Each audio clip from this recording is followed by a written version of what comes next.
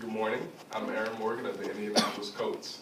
I'm here today at Amy Elementary Magnet School. Today we will be promoting African American history. The book that we will be reading today is Ruby Bridges Goes to School, My True Story by Ruby Bridges. Y'all ready to start? Yes, sir. All right, let's turn to page 1. A long time ago, some people thought that black people and white people should not be friends. In some places, black people were not allowed to live in the same neighborhoods as white people. In some places, black people were not allowed to eat in the same restaurants as white people. And in some places, black children and white children could not go to the same schools. This is called segregation. The United States government said segregation is wrong. People should live where they want, people should eat where they want, children should go to school where they want. My name is Ruby Bridges. In 1960, I went to kindergarten in a school for black children. I liked my school, I liked my teacher, I liked my friends.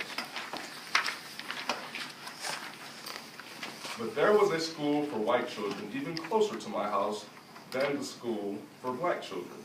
It was the William Frantz Elementary School.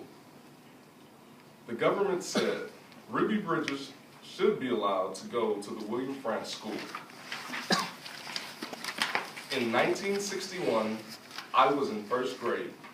My mother took me to the Frantz School. Marshals came with us to make sure we were there safe. Some people did not want a black child to go to the white school. They stood near the school.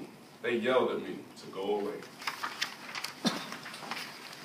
Parents took their children out of the school.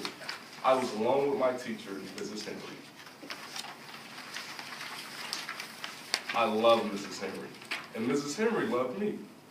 I was a very good student. I learned math, I learned how to read, but I wish the children would come back.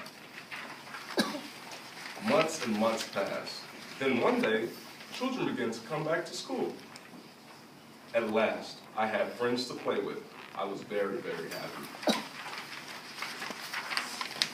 Many people have read about me in newspapers and books. A famous writer, John Steinbeck, wrote about me. He wrote that I was very brave. A First Lady, Eleanor Roosevelt, wrote a letter to me.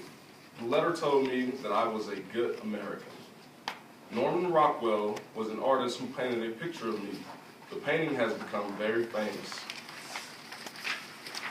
Now I am grown up. I am married.